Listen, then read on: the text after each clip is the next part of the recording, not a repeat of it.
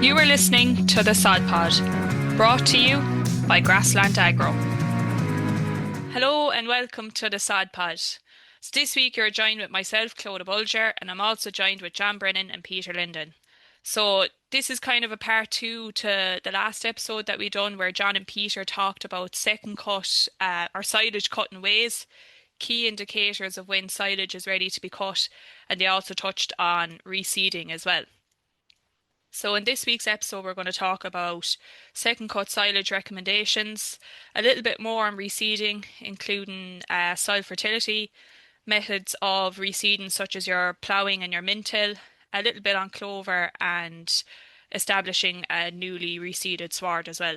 So John, in the last episode, you talked a lot about your pre-silage cutting ways and the offtakes associated with cutting silage.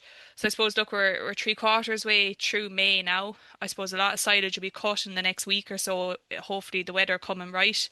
Just in terms, I suppose, of second cut recommendations for NP and K, what are we kind of saying? Thanks, Clodagh. Yeah, I suppose, look, replacing nutrients after a cut of silage is taken away is very important, especially when you're trying to achieve a second cut and maybe a third cut down the line. P and K are big kind of major nutrients that you're looking to replace when you don't have livestock out grazing, silage field, whatever. They're not depositing their own feces or whatever, so they're not actually replacing the P and K back into the soil. So you need to replace those as well as getting more nitrogen out to drive on growth. As a general rule of thumb, for every ton of grass dry matter that you take away in first cut, you're looking to apply 4 kilograms of phosphorus and 25 kilograms of K. Slurry is a great product to go with after your first cut silage, and getting out with slurry as soon as you can after that first cut is taken away is good. Typical value of slurry with less technology is 6.5 32. Some of those figures will vary depending on the animal type you have in the shed and feed type of feed that you're feeding, things like that.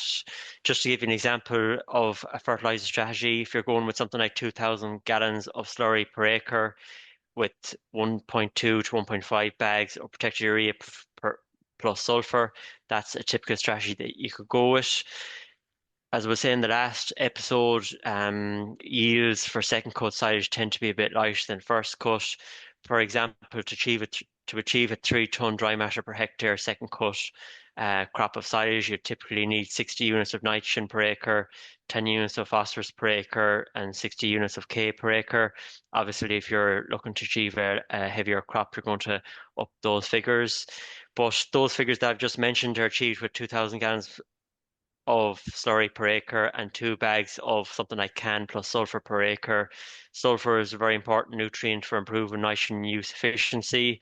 As a general rule of thumb, 6 to 12 units per cut of sulfur per acre is advised, and that's just something to be aware of the importance of sulfur going out. Perfect. Thanks, John. And you talked a lot there about slurry. I suppose, you know, a lot of farmers, I suppose, that we deal with as well wouldn't really have a phosphorus allowance. What kind of product, I suppose, would you be recommending? A kind of an NK or? Yeah, it's just like an NK product as well if you don't have that phosphorus allowance. And another scenario as well to add to that is if you have no slurry, you're looking to go out with compound fertilizer that has P and K in it for your second cut. Something that's worth noting as well, if you are going with slurry, if you have some, you're looking to wait 7 to 10 days after before applying chemical fertilizer. That's just another thing to keep in mind as well. It just gives slurry a chance to kick in, and you're losing less, I suppose, ammonia and nitrogen losses as well if you wait those 7 to 10 days before applying the chemical fertilizer on top of your slurry. I suppose moving over to you, Peter, on the reseeding side of it, you talked a good bit about their selecting the right field for reseeding last week and a little bit on grass varieties using the pasture profit index. I suppose so far this year we haven't really seen much reseeding been done, I suppose, off the back of a cold and wet spring. But I suppose, look, there is opportunity now when silage ground is going to come back into the grazing rotation. Stocking rates won't be as under pressure. And I suppose farmers might be able to afford to take ground out for reseeding, provided that the weather gets a little bit warmer as well. I suppose one thing that's very important in establishing a newly reseeded sward is your soil fertility. I suppose just in terms of rates, because I know you'd mentioned it there 2 weeks ago, what do farmers need to know in terms of their nutrients being applied?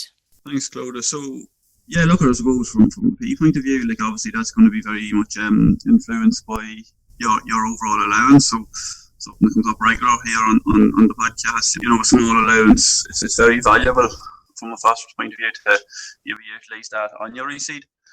The phosphorus, it's an essential layer for plant and animal health even, like, and is a key role in the energy transfer and utilization, and involved in many different functions within the plant in terms of helping the seedling root system to develop, in terms of putting that root system down to be able to take up water, nutrients, but even the energy requirement that's on it. You're not just like trying to obviously produce a stem above ground, it's trying to go both up and down. Hmm. So it's really, really important to try and incorporate it there for that big energy demand to get the plant established quickly. And like typically, assuming you have an allowance there, you're probably talking around, look, the ideal scenario at index 3, get on 24 units. But look, that's really, really going to be influenced by your regulation or the rates or the allowance that each individual farmer has. So from the potassium point of view, there's no limit as such or upper limit as to how much we can apply. And again, like phosphorus, it's really, really important for the overall growth and health of the plant. And particularly even where clover's going in, it helps to maintain that slow lawn development and production. It's very important for the plant infrastructure to be able to fix that nitrogen and release it back to the soil. But even if we look at like its benefits in wider plant, like in terms of helping regulate water movement and making, I suppose, the seeds more tolerant to drought periods and stress, so all of which, I suppose in the current period it's hard to see where there's going to be a drought. But like if we look at the last couple of summers we've had, all this does play an impact, and all of which will, possibly come up and have an impact on the development and establishment of that seed. So I suppose, look at, you're probably targeting again around your index 3, 40 units an acre of potassium, like, and then obviously nitrogen.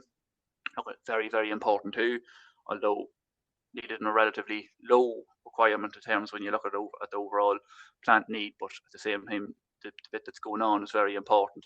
And somewhere around that 30 units of sown as well. So all that being incorporated into the seed bed, and then with your nitrogen coming along after, topping up with maybe 4 or 6 weeks later, depending on growth, with another 20 units. But all your P and K, definitely put it into the seed bed. Yeah.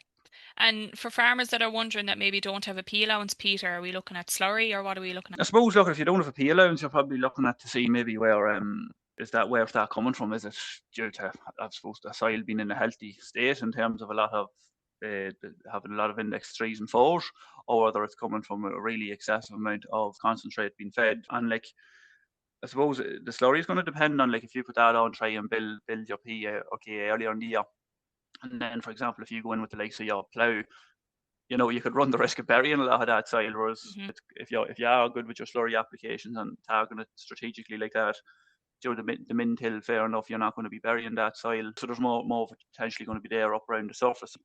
The field might be underperforming, it might be lacking in the P's and K's, but sometimes targeting those fields that are at your index 3 and 4 already, that maybe are in need of a rejuvenation, prioritize them over your lower index ones, because clover now, it has to be incorporated into every seed mix legally, going by the nitrates this year. So, and it's very sensitive as well to it. So I suppose, to get the value out of the reseed, particularly in this year, it's probably going to be much more expensive, just with rising, fuel costs. Like, targeting a bit strategically is probably worth noting.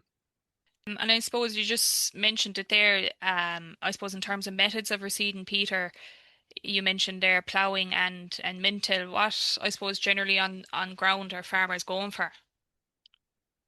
Well, look, I suppose, other methods, but these are probably the two most common ones. You can stitch in if you want, like after burning off, but I suppose the two that's most commonly there is going to be the plough and the mintill. And look, as I touched already, provided you don't plough too deep, it's very successful establishment. And similarly with mintill, it's also can work very well, but it's just been aware of where it can go wrong. For example, if there's not, if there's a lot of excess dead material left on the surface from a mintill that you're not going to have ploughing, to be aware of the impacts that can have. But it's no reason not to shy away from mintill. It definitely still works every bit as good as the ploughing, but it's just making sure that a lot of that dead material after having sprayed is removed off the surface, because it can hamper establishment.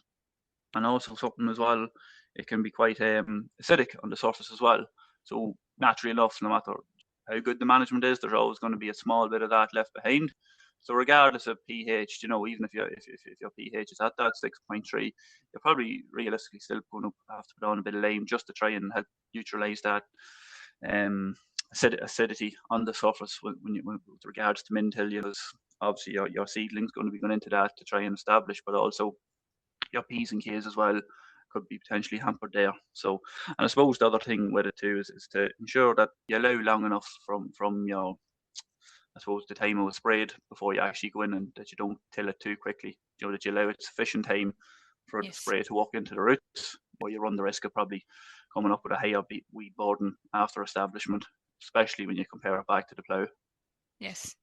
There still does tend to be a lot of fear around that ploughing as well, Peter, as you said, not to plough too deep for fear that you might be burying, those high phosphorus index soils or bringing up bad stuff, as some farmers say. But I suppose I was listening to the Teagasc Dairy Edge there a couple of weeks ago, but they had done a podcast with a farmer who on reseeding as well, but they're actually doing a trial on his farm where I think the field that he reseeded is a high index 4, and he's ploughed it, and they're going to monitor the grass growth and things like that over the year. So it'll be interesting to see what comes out of that as well. I know in Monaghan we be trying to avoid it nearly because of the amount of stones we have.